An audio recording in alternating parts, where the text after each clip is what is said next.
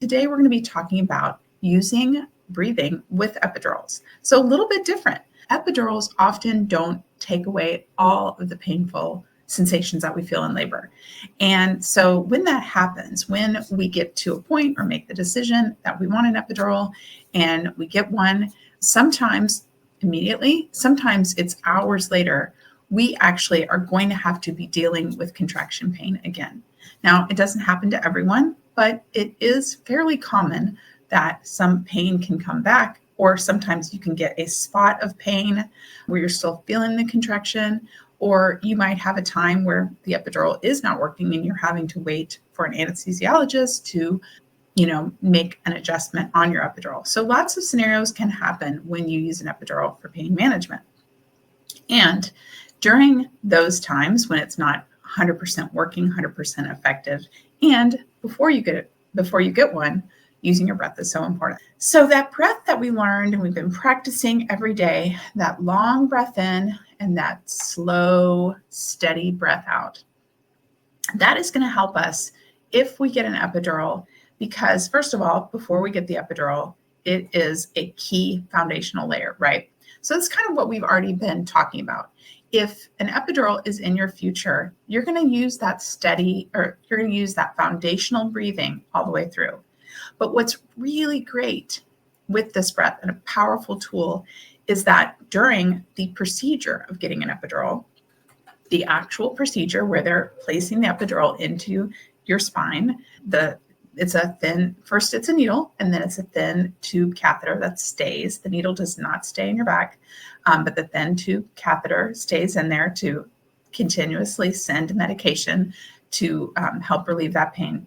During that procedure, one of the things that can be really difficult is that they need you to be still. The anesthesiologist needs you to have control of your body and have very little movement. And so this can be quite challenging, especially if we're using yesterday's technique where we added rhythm to the breathing. So if you're someone who's using rhythm, using movement, getting in different positions, and then it's time that you've chosen to get an epidural, then they need you to stay still and stay in one position. And that can be super tough. So this is where breathing is so powerful. And back in the very beginning, first class, I think I mentioned that I love the breath because we can do it wherever. There's no limit to just really focusing on that breath and making that breath so powerful. So this is the case for getting the epidural. When we're getting an epidural, we don't have a lot of other options for dealing with that pain, dealing with that discomfort.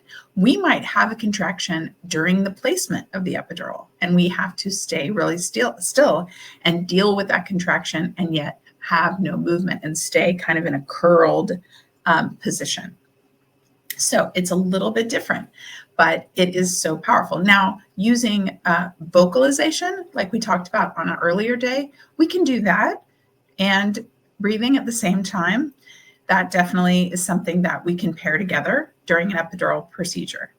Now, so before we get the epidural, very powerful breathing. During, super powerful. And also having a partner there that is reminding you, you can use your breath through this is really helpful. And then if we have any breakthrough pain or pain that comes back, sometimes we forget about this tool. I've worked with so many clients when they have some breakthrough pain that comes back during an epidural, and they feel a little bit like helpless, like, I'm feeling this pain, what do I do? And I always remind them, use your breath. You've still got your breath. But it is a little hard to remember, because when you have an epidural and you have that pain management, and then you're used to not having to work through the contractions, and then you forget that you still have that skill in you to work through contractions. So this is where partners also share this information with your partner, because this is where they can remind you can use your breath. And it can really fill a gap, if you are experiencing that pain. So I'm going to do something a little bit different during our practice today. I have a 30-second countdown that I'm going to play. And I'm going to encourage you to practice your breath during the 30 seconds. So 30 seconds is can be the length of some of the hardest part of a contraction, especially during an epidural procedure.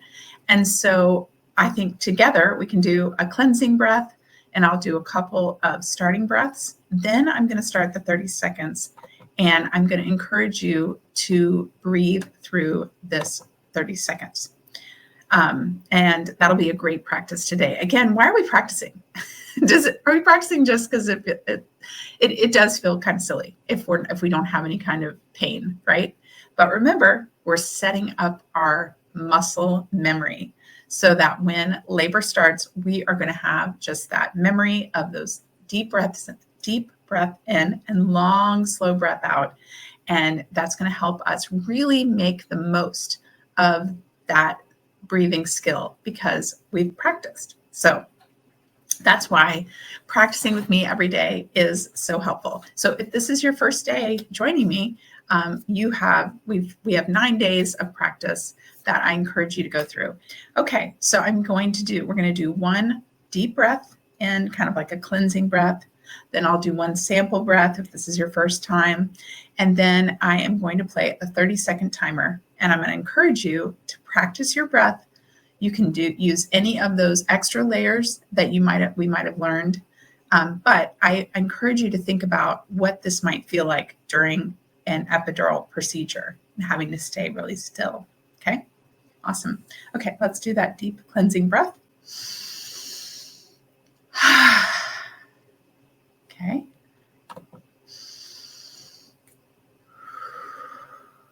And then let's start our 30-second practice.